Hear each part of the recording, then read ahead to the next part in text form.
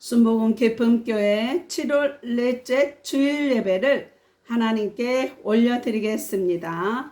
찬송가 1장으로 하나님께 영광 올려드리겠습니다.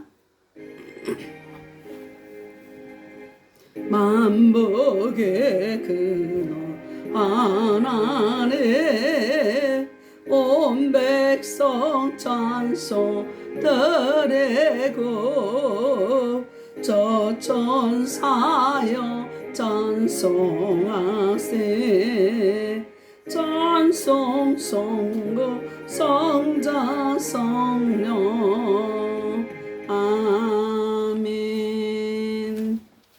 다 같이 묵도드리겠습니다. 너희 목마른 자들아 물로 나오라. 돈 없는 자도 오라. 너희는 와서 사 먹되 돈 없이 값 없이 와서 포도주와 젖을 사라. 너희가 어찌하여 양식 아닌 것을 위하여 은을 달아주며 배부르게 못할 것을 위하여 수고하느냐. 나를 청종하라. 그리하면 너희가 좋은 것을 먹을 것이며 너희 마음이 기름진 것으로 즐거움을 얻으리라. 너희는 귀를 기울이고 내게 나와 들으라. 그리하면 너희 영혼이 살리라. 내가 너희에게 영원한 언약을 세우리니 곧 다윗에게 허락한 확실한 은혜니라. 너희는 이 아이를 만날 만할 때 찾으라. 가까이 계실 때 그를 부르라. 악인은 그 길을 불의한 자는 그 생각을 버리고 야훼께로 돌아오라. 그리하면 그가 긍휼히 여기시리라. 다 같이 읽겠습니다. 우리 하나님께로 나아오라. 그가 널리 용서하시리라. 사도신경으로 신앙고백 올려드리겠습니다. 전능하사 천지를 만드신 하나님 아버지를 내가 믿사오며 그 외아들 우리 주 예수 그리스도를 믿사오니 이는 성령으로 잉태하사 동정녀 마리아에게 나시고 본디오 빌라도에게 고난을 받으사 십자가에 못 박혀 죽으시고 장사한 지 사흘 만에 죽은 자 가운데서 다시 살아나시며 하늘에 오르사 전능하신 하나님 우편에 앉아 계시다가 저리로서 산자와 죽은 자를 심판하러 오시리라. 성령을 믿사오며 거룩한 공회와 성도가 서로 교통하는 것과 죄를 사하여 주시는 것과 몸이 다시 사는 것과 영원히 사는 것을 믿사옵나이다. 십계명을 봉독해 드리겠습니다. 하나님이 이 모든 말씀으로 일러 가라사대 나는 너를 애굽 땅 종되었던 집에서 인도하여 낸 너의 하나님 야훼로다. 제1은 너는 나 외에는 다른 신들을 내게 있게 말라. 제2는 너를 위하여 새긴 우상을 만들지 말고 또 이로 하늘에 있는 것이나 아래로 땅에 있는 것이나 땅 아래 물속에 있는 것에 아무 형상이든지 만들지 말며 그것들에게 절하지 말며 그것들을 섬기지 말라. 나 야훼 너희 하나님은 질투하는 하나님인즉 나를 미워하는 자의 죄를 갚되 아비로부터 아들에게로 3, 4대까지 이르게 하거니와 나를 사랑하고 내 계명을 지키는 자에게는 1000대까지 은혜를 베푸느니라. 제3은 너는 너의 하나님 야훼의 이름을 망령되이 일컫지 말라. 나 야훼는 나의 이름을 망령되이 일컫는 자를 죄 없다 하지 아니하리라. 제4는 안식일을 기억하여 거룩히 지키라. 엿새 동안은 힘써 내 모든 일을 행할 것이나 제7일은 너의 하나님 야훼의 안식일인즉 너나 내 아들이나 내 딸이나 내 남종이나 내 여종이나 내 육축이나 내 문 안에 유하는 객이라도 아무 일도 하지 말라. 이는 엿새 동안에 나 야훼가 하늘과 땅과 바다와 그 가운데 모든 것을 만들고 제7일에 쉬었음이라. 그러므로 나 야훼가 안식일을 복되게 하여 그날을 거룩하게 하였느니라. 제후는 내 부모를 공경하라. 그리하면 너의 하나님 나 야훼가 내게 준 땅에서 내 생명이 길리라. 제6은 살인하지 말라. 제7은 간음하지 말라. 제8은 도적질하지 말라. 제9는 내 이웃에 대하여 거짓 증거하지 말라. 제10은 내 이웃의 집을 탐내지 말라. 내 이웃의 아내나 그의 남종이나 그의 여종이나 그의 소나 그의 낙이나 무릇 내 이웃의 소유를 탐내지 말라. 예수께서 가라사대 내 마음을 다하고 목숨을 다하고 뜻을 다하여 주 너의 하나님을 사랑하라 하셨으니 이것이 크고 첫째 되는 계명이요 둘째는 그와 같으니 내 마음을 내 몸과 같이 사랑하라 하셨으니 이 두 계명이 온 율법과 선지자의 강령이니라. 찬송가 182장으로 하나님께 올려드리겠습니다.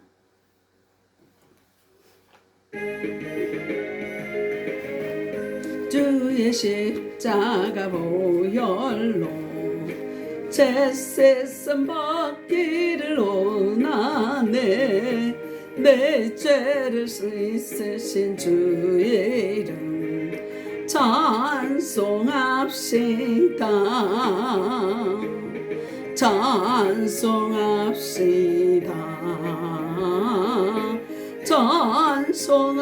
찬송합시다. 내 죄를 씻으신 주의 이름 찬송합시다. 죄악을 속하여 주신 주 내 속에 들어와 계시네. 십자가 앞에서 주의 이름 찬송합시다. 찬송합시다. 찬송합시다. 내 죄를 씻으신 주의 이름 찬송합시다. 저 앞에 흐르는 생명수 날 씻어 정하게 하시네. 내 깊은 정성을 다하여 찬송합시다. 찬송합시다. 찬송합시다. 내 죄를 씻으신 주의 이름 찬송합시다. 내 주께 회개한 양심은 생명수 가운데 젖었네. 먹고 순전한 주의 이름 찬송합시다.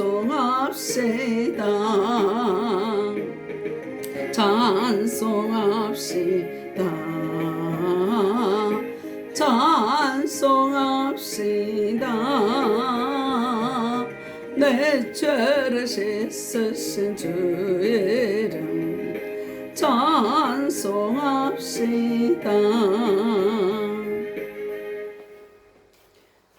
은혜 받으실 하나님의 말씀은 오늘 본문은 요한복음 6장 1절로 71절 말씀인데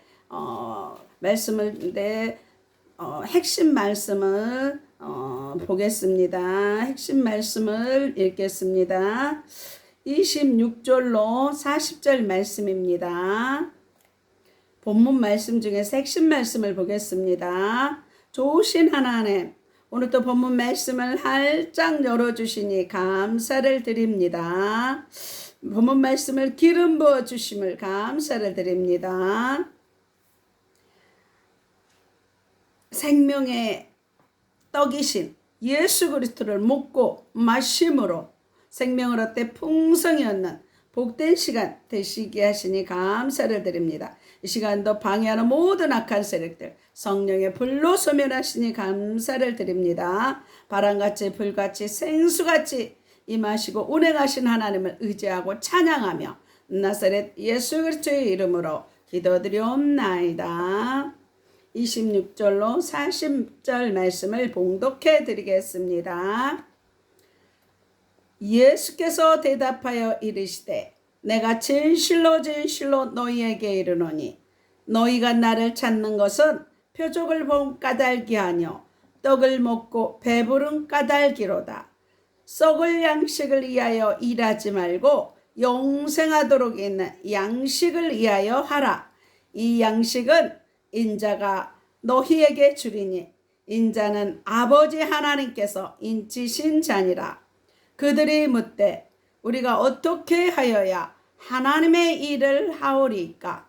예수께서 대답하여 이르시되 하나님께서 보내신 일을 믿는 것이 하나님의 일이니라 하시니 그들이 묻되 그러면 우리가 보고 당신을 믿도록 행하시는 표적이 무엇이니까? 하시는 일이 무엇이니까? 기록된 바 하늘에서 그들에게 떡을 주어 먹게 하였다함과 같이 우리 조상들은 광야에서 만나를 먹었나이다. 예수께서 이르시되 내가 진실로 진실로 너희에게 이르노니 모세가 너희에게 하늘로부터 떡을 준 것이 아니라 내 아버지께서 너희에게 하늘로부터 참떡을 주시나니 하나님의 떡은 하늘에서 내려 세상에 생명을 주는 것이니라. 그들이 이르되 주여 이 떡을 항상 우리에게 주소서. 예수께서 이르시되 나는 생명의 떡이니 내게 오는 자는 결코 줄이지 아니할 터이요 나를 믿는 자는 영원히 목마르지 아니하리라. 그러나 내가 너희에게 이르기를 너희는 나를 보고도 믿지 아니하는도다 하였느니라. 아버지께서 내게 주시는 자는 다 내게로 올 것이요 내게 오는 자는 내가 결코 내쫓지 아니하리라.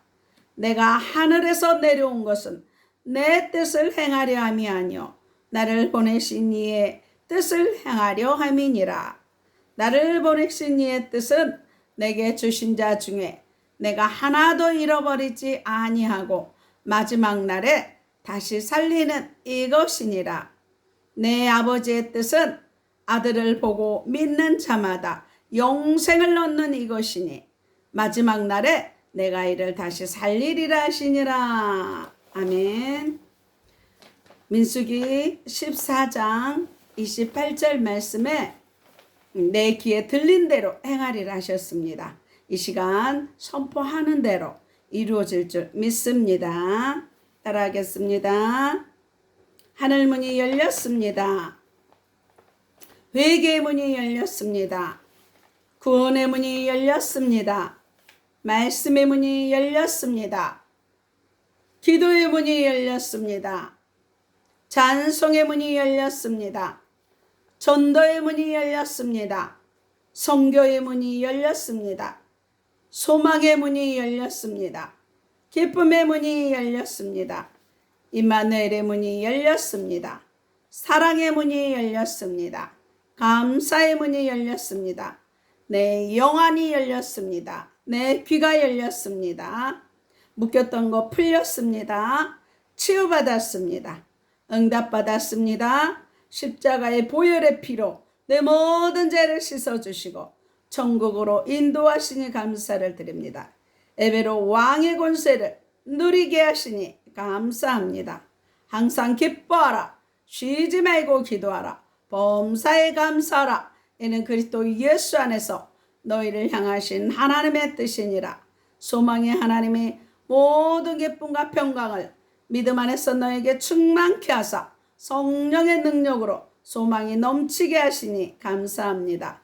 너희는 마음에 근심하지 말라. 하나님을 믿으니 또 나를 믿으라. 너희는 먼저 그의 나라와 그의 의를 구하라. 그러면 이 모든 것을 너희에게 더하시리라.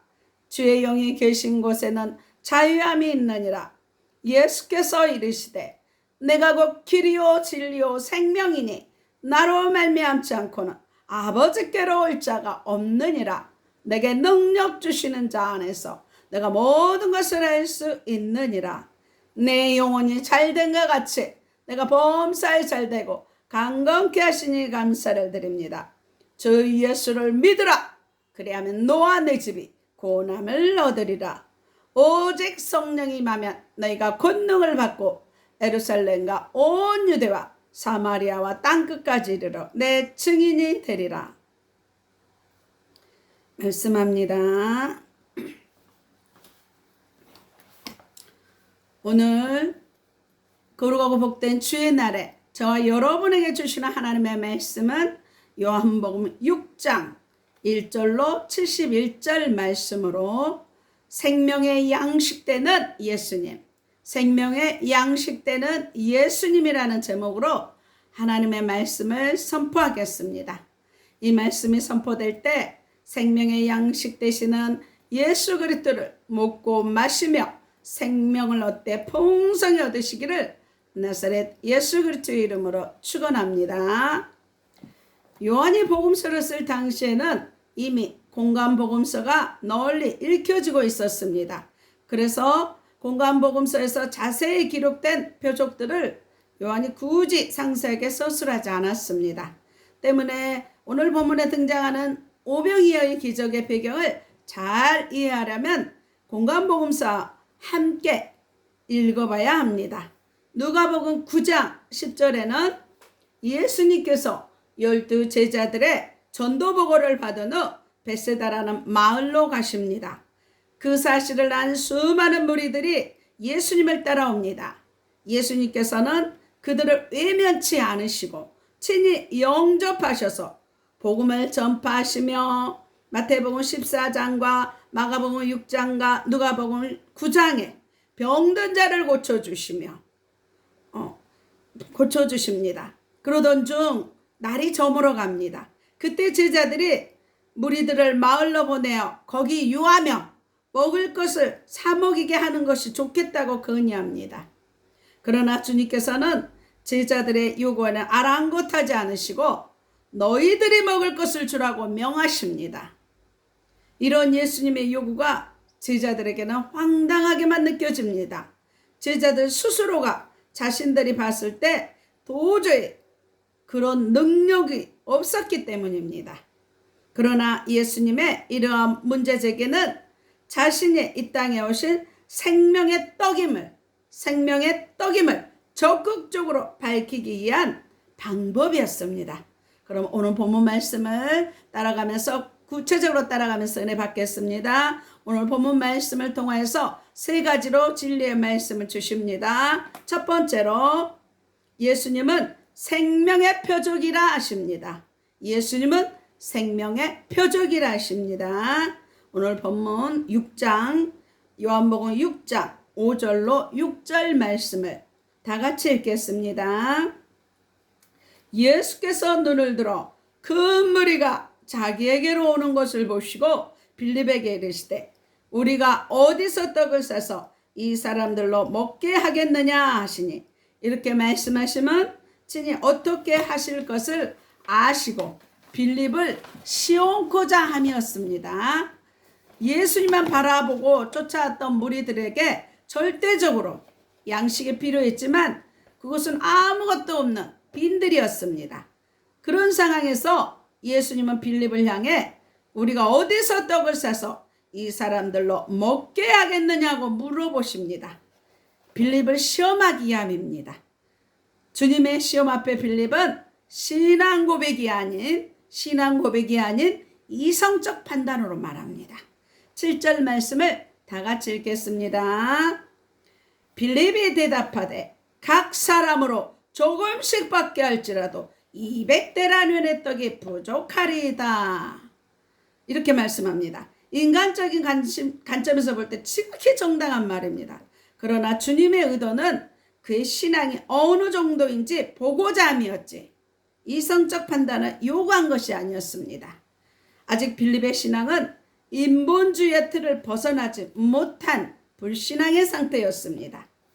오늘날 많은 그리스도인들이 빌립과 같이 입으로는 하나님의 능력과 역사하심을 믿는다면서도 실제적으로 그 고백을 들어야 하는 자리가 되면 이성의 판단에 의해서 하나님의 능력을 제한시켜 버립니다. 빌립과 같은 불신앙의 자세를 버리지 못한다는 것입니다. 반면 그 자리에 함께 있던 안드레는 불완전하지만 빌립보다는 더 나은 신앙의 고백을 주님께 올려드립니다. 오늘 본문 6장 9절 말씀을 다 같이 읽겠습니다. 제자 중 하나고 시몬 베드로 형제 안드레가 예수께 여짜오되 여기 한 아이가 있어 보리떡 5개와 물고기 2마리를 가졌나이다. 그러나 이것이 이 많은 사람에게 얼마나 되겠사옵나이까. 이렇게 말씀합니다. 여기서 안드레가 빌립과 다른 점은 불가능하니 안 됩니다가 아니라 가서 찾아보았다는 것입니다. 그가 아이로부터 가져온 것은 정말 보잘것없는 것이었습니다. 그래서 그는 이것이 많은 사람들에게 얼마나 되겠느냐 하는 의문을 스스로 떨쳐버릴 수가 없었어요. 그럼에도 불구하고 그 작은 것이라도 찾아서 주님께 가지고 왔다는 사실, 바로 그 자세가 중요합니다. 그것을 주님 앞에 가지고 와서 주님 손에 올려놓았을 때 기적이 일어난 것입니다. 안드레아 어린아이의 행동에서 우리는 그리스도인으로 2가지의 삶의 자세를 배울 수 있습니다. 첫째는 자신이 가지고 있는 것을 주님이 필요로 하실 때 기쁨으로 내어드릴 수 있어야 한다는 것입니다. 자신이 가지고 있는 거 주님의 필요로 하실 때, 주님이 쓰시겠다 하실 때 기쁨으로 내어드릴 수 있어야 된다는 신앙입니다. 만약 그 어린아이가 자기 것을 포기하지 않았다면, 어린아이가 먹을 것 포기하기가 쉽지 않습니다. 어린아이는 막 보채면서 하는데 어른도 아니고, 어린아이가 그것을 주님 손에 맡겨놓는다는 것은 믿음이 아니면, 대단한 믿음이 아니면 불가능한 거예요. 주님께서 베푸시는 표적을 목격할 수 없었을 것입니다. 자기 것을 자기 것이라 하지 아니하고 주님께 드린 바 되었을 때, 주님 손에 드렸을 때 상상할 수 없었던 주님의 능력을 경험하게 되었습니다. 둘째, 주님이 필요로 하는 것이 내 소유 중에 없다면 찾아서 들어야 한다는 사실입니다. 찾아서 들어야 한다는 사실입니다. 안드레 자신에게는 먹을 것이 없었습니다. 그러나 그는 음식을 가진 어린아이를 주님께 인도하는 통로는 될 수 있었습니다. 그때 주님의 능력이 나타났습니다. 나는 할 수 없을지라도 다른 사람이 그 일을 할 수 있다면 그가 주님께 쓰임받을 수 있도록 이끌어주는 자가 되어야 됩니다. 축복의 통로가 되어야 되는 것입니다. 이것이 먼저 생명 가진 자가 담대하게 해야 할 사명인 것입니다. 늘 생명의 길, 축복의 길로 인도하는 통로가 되어야 된다는 것입니다. 축복의 통로, 생명의 통로가 되어야 된다는 것입니다. 결국 오병이어의 역사의 시작은 안드레와 소년의 작은 믿음을 통해 이루어진 것입니다. 그래서 예수님은 겨자씨 하나를 믿음만 있어도 그 겨자씨가 자라서 새들이 깃든다고 말씀하고 있습니다. 저와 여러분, 자신이 가진 것을 주님께 내어드린 자요, 또한 찾아서 드린 축복의 통로가 다 되시기를 나사렛 예수 그리스도의 이름으로 축원합니다. 두 번째, 예수님은 생명의 떡이라 하십니다. 생명의 떡이라 하십니다. 오늘 본문 요한복음 6장 12절로 13절 말씀을 다 같이 읽겠습니다. 저희가 배부른 후에 예수께서 제자들에게 이르시되 남은 조각을 거두고 버리는 것이 없게 하라 하시므로 이에 거두니 보리떡 5개로 먹고 남은 조각이 12바구니에 찼더라. 이렇게 말씀합니다. 생명의 떡 예수님에 대해서 말씀하고 있습니다. 오병이어의 표적을 보이신 예수님께서는 남은 조각을 거두고 버리는 것이 없게 하라고 명령하십니다. 왜 이런 명령을 하는 것일까요? 단지 음식 버리는 것이 아까워서 그랬을까요? 만약 그랬다면 공관복음서에서 기록된 말씀을 굳이 요한도 따라서 할 필요는 없었을 것입니다. 굳이 예수님께서 이 말씀하신 데는 그만한 영적 비밀이 숨겨져 있습니다. 각 복음서마다 이 부분의 말씀을 비교해 보면 마태와 누가복음에는요, 바구니에 찬 음식을 단지 남은 조각이라고 표현했습니다. 또 마가는요, 떡과 물고기였다고만 언급합니다. 그런데 본문에서만 유독 보리떡 5개로 먹고 남은 것이 12바구니에 찼다고 증거하고 있습니다. 왜 그랬습니까? 그 이유는 예수님께서 우리의 생명의 떡 되심을 나타내고자 했기 때문입니다. 이스라엘 백성들이 광야 생활 중에 경험을 만나는 광야 생활 중에서 경험한 만나는 하루치밖에 주어지지 않았습니다. 예수님이 주시는 은혜는 차고 넘치는 것을 보여주기 위함입니다. 즉 예수님께서 모세보다도 더 우월한 분이시라는 것을 나타낸 것입니다. 그래서 주님은 오병이어의 표적을 베푸신 이유에 대해 다음과 같이 설명합니다. 오늘 본문 35절 말씀을 다 같이 읽겠습니다. 예수께서 가라사대 내가 곧 생명의 떡이니 내게 오는 자는 결코 줄이지 아니할 터요 나를 믿는 자는 영원히 목마르지 아니하리라. 이렇게 말씀합니다. 주님께서는 자신이 하늘로부터 온 생명의 떡임을 가르쳐 주셨건만 제자들을 비롯한 대부분의 유대인들이 그 진리를 깨닫지 못합니다. 단지 육적인 욕구에만 눈이 어두워 예수님을 임금 삼으려고 혈안이 되어 있을 뿐입니다. 15절 말씀을 다 같이 읽겠습니다. 본문 15절 말씀.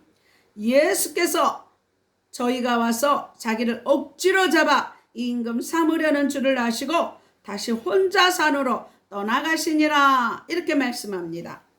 그들의 중심을 알고 계셨던 예수님은 무리를 떠나 혼자 산으로 가십니다. 생명의 떡은 먹지 않고 세상의 욕심만 취하려는 저들과는 더 이상 함께할 수 없었던 것입니다. 예수님께서는 홀로 하나님과 교제의 시간을 가진 뒤 기도하신 후 자신이 진정한 메시아임을 드러내는 또 다른 표적을 제자들에게 보이십니다. 오늘 본문 6장 16절로 18절 말씀을 다 같이 읽겠습니다.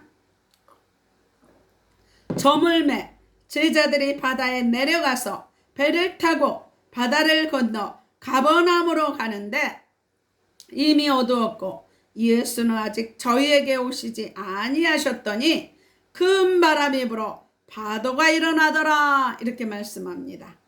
생명의 주관자가 되신 예수 그리스도에 대해서 말씀하고 계십니다. 오병이어의 기적을 뒤로하고 예수님께서 산으로 떠나가신 후 날이 저물자 제자들은 바다에 내려가 배를 타고 건너편 가버나움으로 향합니다. 때는 이미 어두웠고 예수님도 안 계시는데 갑자기 큰 바람과 함께 무서운 파도가 몰아칩니다. 본문이 이때 제자들을 입수하고 있던 위험을 표현하기에 어둠이라는 말을 쓰고 있습니다. 물론 시간적으로 이때는 날이 이미 저문 시각이었으므로 어두웠습니다. 거기에 더해 영적으로 볼 때 이 어둠은 예수님이 없는 인간들만 거하는 곳에 영적 빈곤을 나타내기도 합니다. 예수님이 없는 곳에 여러 가지 문제가 나타나는 것입니다. 그런 상황에서 마가복음 6장 48절에서는요. 제자들이 괴롭게 노젓는 것을 보시고 예수님께서는 친히 무리를 걸어서 제자들에게 오십니다. 그리고는 제자들을 향해 이렇게 말씀합니다. 오늘 본문 20절 말씀에 가라사대 내니 두려워 말라 하십니다. 표준 세번역에는요. 나다 두려워하지 말아라 말씀합니다. 여기서 나다라는 표현 에고 에이미 이 표현은 가시떨기 나무 앞에서 모세에게 나타나셨던 하나님의 음성을 떠오르게 합니다. 출애굽기 3장 14절에 하나님이 모세에게 이르시되 나는 스스로 있는 자니라 또 이르시되 너는 이스라엘 자손에게 이같이 이르기를 스스로 있는 자가 나를 너희에게 보내셨다 하라. 이렇게 말씀합니다. 나는 스스로 있는 자라고 자신을 계시하신 하나님께서 모세를 통해 핍박 가운데 있던 이스라엘 백성을 구원하신 것처럼 21절 말씀에 예수님께서도 자신을 나타내시며 죽음과 풍랑 가운데 있던 제자들을 안전하게 목적지까지 이르게 하십니다. 여기서도 주님은 자신이 모세보다 큰 자라는 것을 드러내고 있습니다. 이와 같이 이엄 앞에 제자들이 엎드려 절하며 외칩니다. 이와 같은 주님의 이엄 앞에, 주님의 영적인 권세와 이엄 앞에 제자들이 엎드려 절하며 외칩니다. 마태복음 14장 33절에 당신은 하나님의 아들이시로소이다 하면서 절합니다. 풍랑이 있는 바다를 태연히 걸어오면서 절망에 빠진 제자들을 구해주시는 예수님의 모습은 죽었던 인간들에게 새 생명을 공급하는 메시아임을, 그리스도임을 증거하고 있습니다. 결국 이 표적의 목적도 예수님께서 생명의 주관자이심을, 생명을 다스리는 주관자이심을 나타내고자 했던 것입니다. 표적은요, 사인, 손가락, 가리키는 것입니다. 이 모든 표적들이 오병이어의 기적, 그다음에 바다를 걸어오는 기적들을 통하여서 예수님이 메시아, 생명의 주관자, 생명의 떡이심을 나타내는 표적이 되는 것입니다. 그러나 어리석은 인간들은 주님의 뜻을 깨닫지 못합니다. 오늘 본문 6장 26절로 27절 말씀을 다 같이 읽겠습니다. 내가 진실로 너희에게 이르노니 너희가 나를 찾는 것은 표적을 본 까닭이 아니요 떡을 먹고 배부른 까닭이로다. 썩는 양식을 위하여 일하지 말고 영생하도록 있는 양식을 위하여 하라. 이 양식은 인자가 너희에게 주리니 인자는 아버지 하나님의 인치신 자니라. 이렇게 말씀합니다. 무리들이 주님을 따라온 이유가 무엇입니까? 표적을 본 까닭이 아니라 떡을 먹고 배부른 까닭입니다. 예수님의 메시아 그리스도라는 표적을 보고 온 것이 아니라 떡을 먹고 배부르기 때문에 예수님 따라왔다는 것입니다. 즉 표적을 통해 생명의 양식이신 예수님을 바라보지 못하고 썩어져 버릴 육신의 떡만 바라본 것입니다. 이들의 관심은 예수님이 아니고 자기 자신이었습니다. 그래서 주님께서 썩는 양식을 위해 살지 말고 하늘의 양식을 구하며 살라고 말씀하신 것입니다. 우리가 아무리 주님의 열심히 주님을 따른다 해도 그 열심 자체가 중요한 것이 아닙니다. 중심이 중요합니다. 인간적인 열심을 다하여 주님을 따른다 해도 그것이 썩는 양식을 위한 것이라면 생명과는 전혀 상관없다는 뜻입니다. 우리는 오직 주님께로부터 오는 하늘의 양식을 구하는 자가 되어야 됩니다. 하늘의 양식, 생명 만나를 구하는 자가 되어야 됩니다. 28절에 보면은요, 이때 유대인들이 그렇다면 우리가 어떻게 하여야 하나님의 일을 하오리까 질문을 합니다. 그때 예수님은 29절에 분명하게 말씀합니다. 29절을 다 같이 읽겠습니다. 예수께서 대답하여 가라사대 하나님의 보내신 자를 믿는 것이 하나님의 일이라고 말씀합니다. 요한복음 4장에서도 말합니다. 하나님의 일은요, 하나님의 보내신 자를 믿는 것이 하나님의 일이라는 것입니다. 하나님의 보내신 자 예수 그리스도를 믿는 것이 하나님의 일이라고 말씀합니다. 나를 믿는 것이 바로 하나님의 일이라고 말씀합니다. 여기서 하나님의 일이라는 단어를 언어 성경 헬라에서 보면요, 복수명사가 아닌 단수명사로 썼습니다. 무슨 뜻입니까? 하나님의 보내신 자, 즉 예수 그리스도를 믿는 것 외에는 생명을 얻을 다른 길이 없다는 것입니다. 그래서 사도행전 4장 12절에 천하 인간을 구원할 다른 이름을 우리에게 주신 일이 없습니다. 우리의 근본 문제, 죄 문제, 사단 문제, 하나님 떠난 근본 문제를 해결할 자는 말씀이 육신되어 오신 죄 없으신 예수 그리스도만이 우리의 근본 문제를 해결할 메시아 그리스도라는 것입니다. 예수 외에는 우리를 죄에서, 하나님 떠난 문제에서, 사단에서 구원해 줄 구원자가 없다는 것입니다. 그런데도 여전히 깨닫지 못하고 또 다른 표적만을 요구합니다. 유대인들은 매 표적만을 말해요. 표적을 말해줘도 몰라요.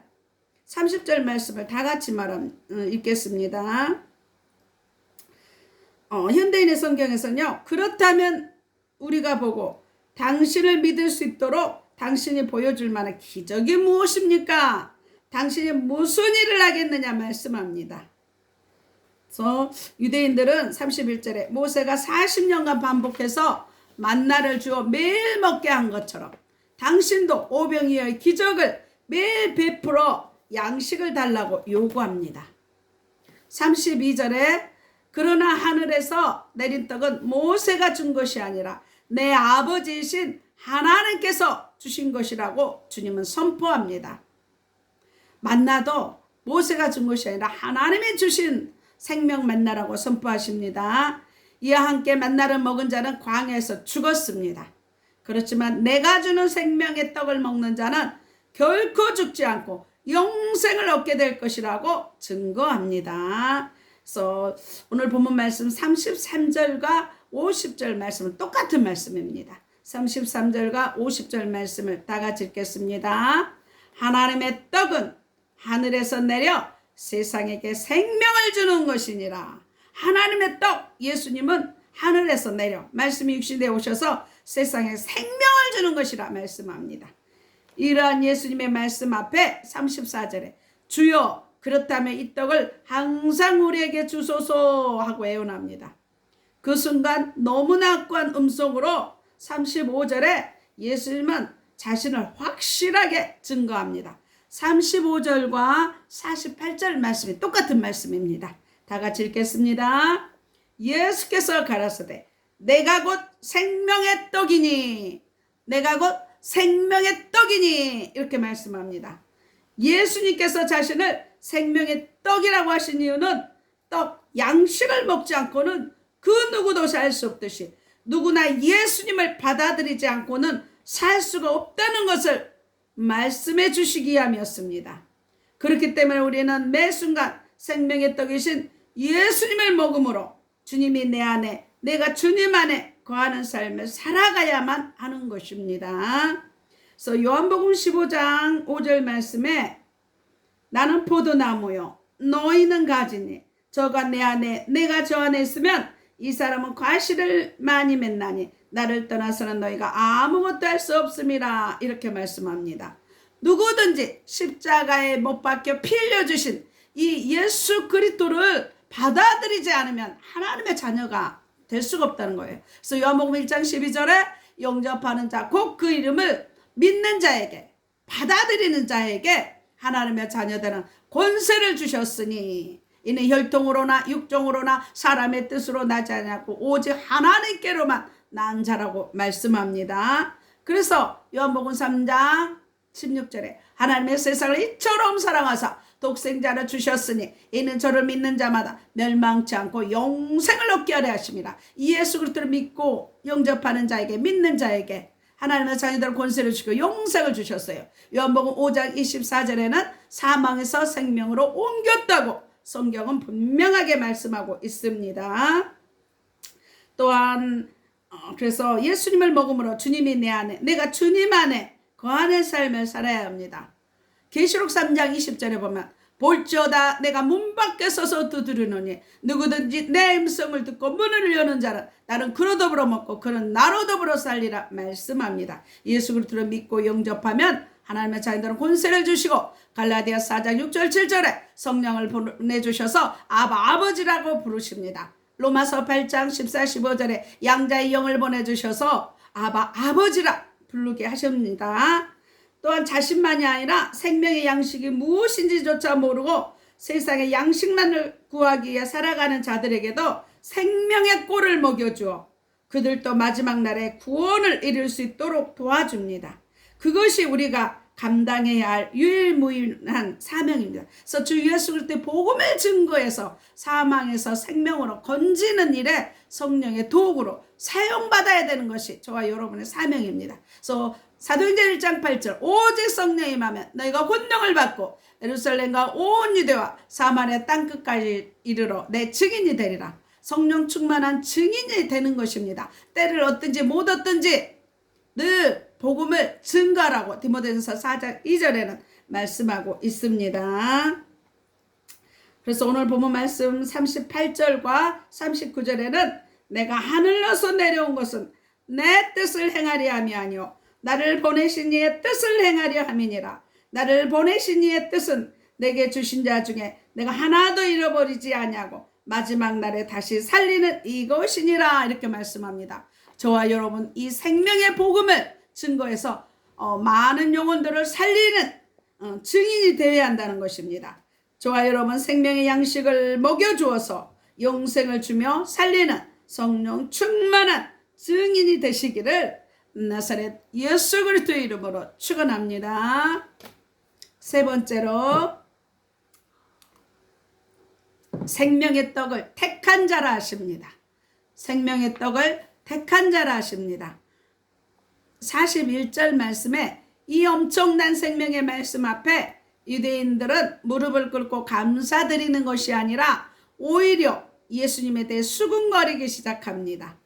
자기들이 원하는 것을 줄 생각도 않고 엉뚱한 소리만 하고 있기 때문입니다. 그래서 수군거리다라는 단어는 이스라엘 백성들이 광야에서 하나님을 원망했다고 할 때 쓰인 단어와 동일합니다.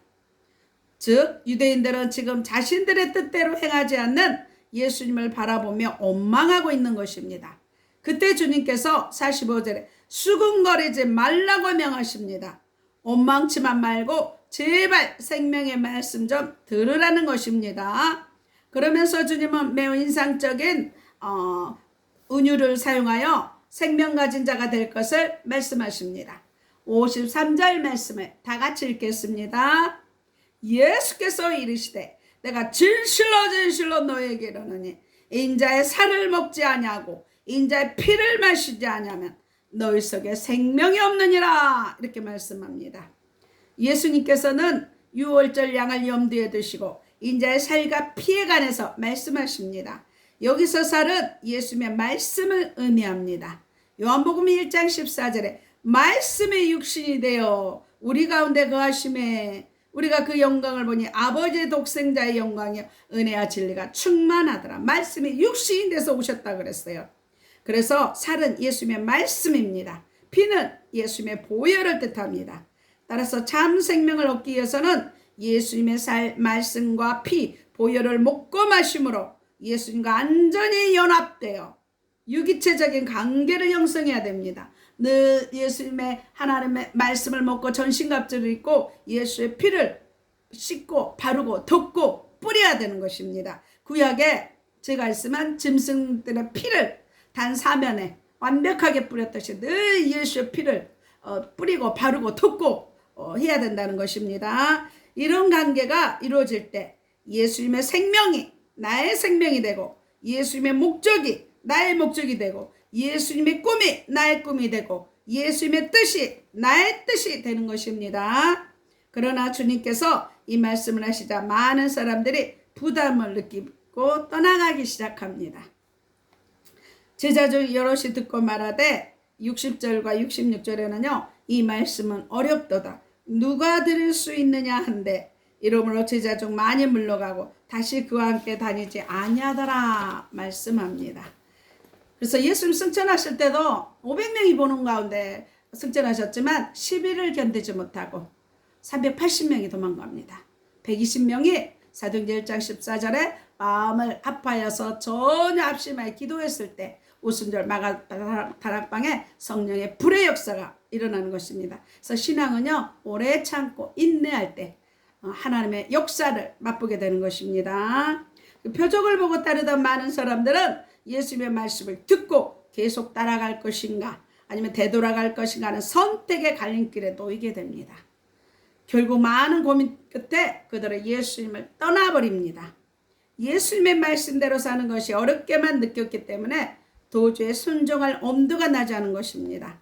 그런 사람들을 보며 예수님은 잠잠한 심정으로 12 제자에게 묻습니다. 67절에 너희도 가려느냐? 세상 사람들은 다 떠나간다. 나를 떠나간다. 너희도, 내 제자인 너희도 가려느냐 물어봅니다. 너희도 가려느냐? 너희도 가려느냐? 우리 마음속에 메아리쳐 오는 음성이 아닐 수 없습니다. 예수님을 따르는 삶, 그것은 결코 쉬운 길이 아닙니다. 심히 어렵게만 느껴지는 길입니다. 그러나 그들은 한 가지 사실을 몰랐습니다. 주님이 결코 나 올라가는 것이 아니라, 고아처럼 버려두는 것이 아니라 우리와 함께 하시고 임마누엘로 함께 하시고 성령을 보내주셔서 우리의 선한 목자가 되신다는 것을 그들은 몰랐습니다. 그래서 그들의 눈은 어두웠고 12 제자 중에 그 진리를 깨달은 자가 있었으니 바로 베드로입니다. 68절과 69절 말씀을 다 같이 읽겠습니다. 시몬 베드로가 대답하여 주여 영생의 말씀이 계심에 우리가 네게로 가오리까 우리가 주는 하나님의 거룩하신 자신 줄 믿고 알았삼나이다. 이렇게 말씀합니다.